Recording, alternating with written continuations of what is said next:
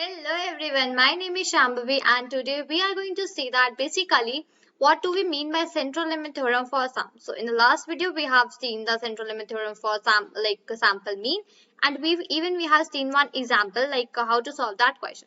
So for now today we are just going to see central limit theorem for sum. That basically what do we mean from central limit theorem for sums, what are the formulas, what is the basic statement for this, and what are the basic all the things which constitute it. Fine, so we are just going to see to all of these things for right now. So the topic for today is central limit theorem for sums. Okay, so let's get started with the things. And firstly what I would do, I would just write some things here. Fine, so let me just take a particular color for this thing, and even just I would take red. Fine, okay, so let's write the things here. What I would just write here, suppose x is a random variable. Okay, suppose x is a random variable with a distribution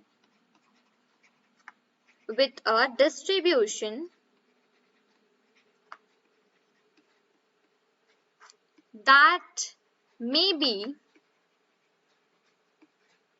known or unknown. Fine, so what here I just wrote as, suppose x is a random variable with a distribution that may be known or unknown. So this is a basically sentence which I have just written here, right? Let's say we are just taking a variable, random variable, that is x, and the condition is that may be known or unknown. No issues with that, right? So here this thing we have taken.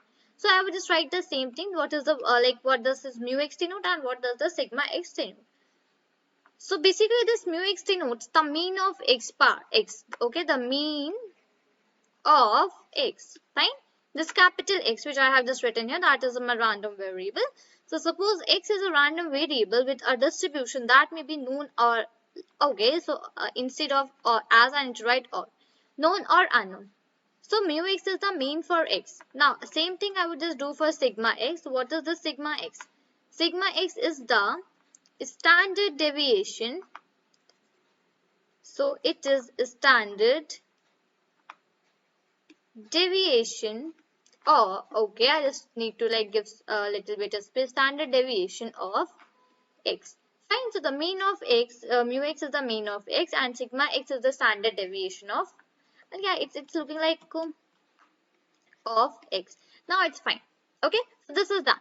Now what if I just draw a random variable? If you draw random sample size of n, if you draw random sample size of n, then what happens? Then as n increases, right? As n increases, the random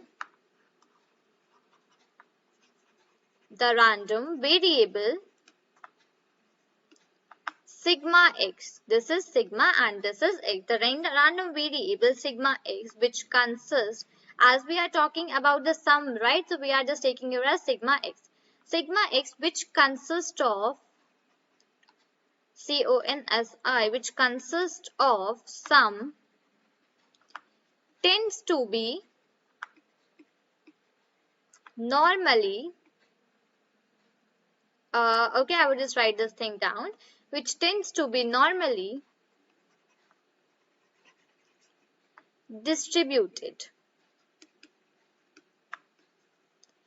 Now just have a look at what I have written right now. Let's see quickly that thing. If you draw random sample size of n, then as n increases, the random variable sigma x, which consists of sum, tends to be normal distributed. Now as we were having one formula for that x approximately equal to n, for that central limit theorem for sample mean, right? We were having that formula that side. So now here we have the same thing, but the formula differs a little bit. So x sigma x. Firstly, so I would just write sigma x because it is central limit theorem for sum. Fine. Sigma x approximately equal to capital N. Fine, the capital N we have taken. Now what's the thing here? I would just write n multiplied by mu x, n into mu x, comma, under root of n into sigma x. What I have just written in the formula, sigma x, the central limit theorem for the sum is sigma x approximately equal to n. Now that is capital N In bracket, I have n into mx comma m like mu x. What that's not m. I'm sorry for that. That's mu x comma under root of n into mu x. Fine. So this is the like thing which we are just having here. Now, what my central limit theorem for some statements? Let's quickly write that thing. The central limit theorem.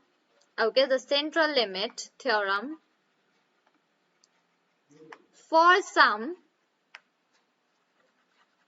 The central limit theorem for sums says that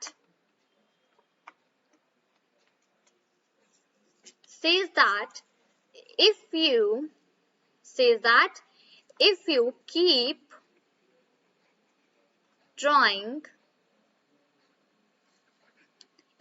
drawing larger and larger samples,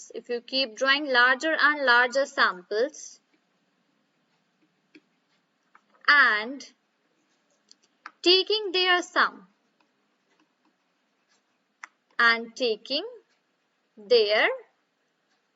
sum comma the sums, let me go down,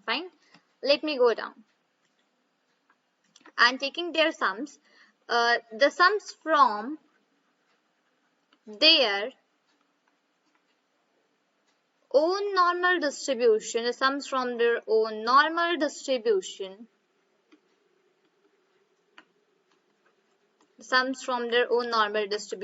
will approach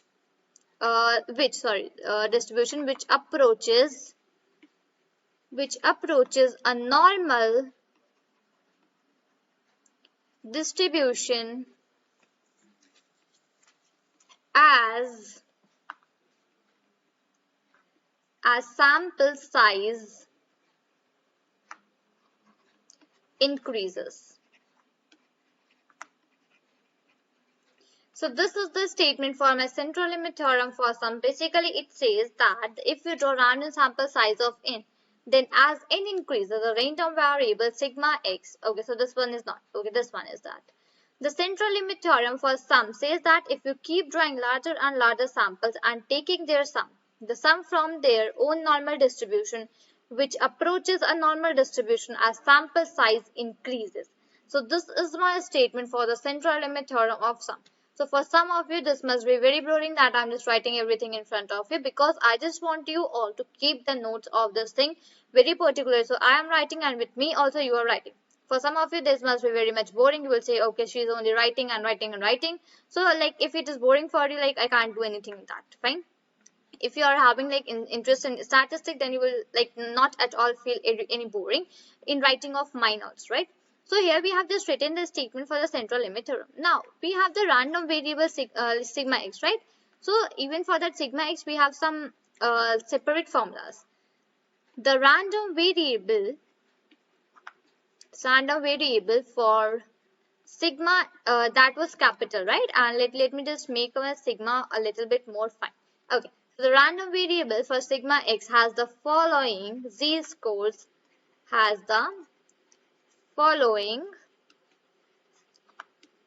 z-scores associated with it, okay,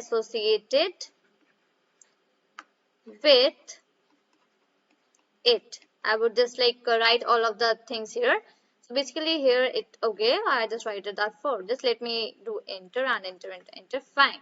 So what I will just take. So sigma x. What is the sigma x? Sigma is one sum. Okay, sigma is x is one sum.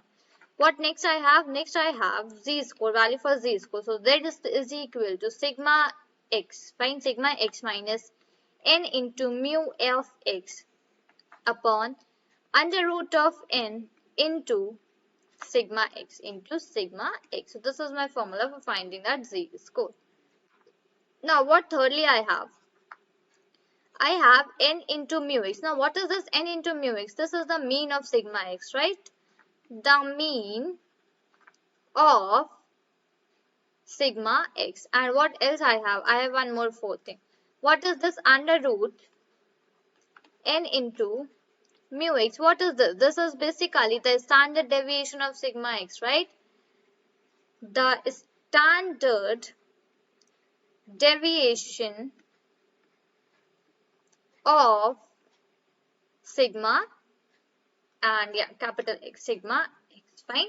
So these are all of the parameters which I have basically in my central limit theorem for sum. The central limit theorem for sum says that if you keep drawing larger and larger samples and taking their sum, the sum from their own normal distribution which approaches a normal distribution as sample size increases.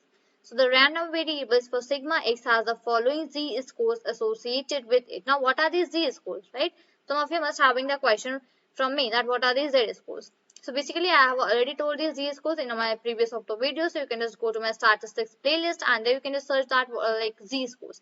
You will get the whole idea and even some questions also for this z-score. You can just refer that thing, right? So sigma s is one sum. Z is equal to sigma x minus n into mu x upon under root n into sigma x. So n into mu x is the mean of sigma x and under root n into mu x is the standard deviation of sigma x, right? So this was about the central limit theorem for sums. So these are the formulas which you should keep in mind and this was the statement for the central limit theorem for sums. Now next in the next video what we are just going to say, we are just going to say one question on the central limit theorem for sums. So this is all for this video. Till then, thank you and bye bye.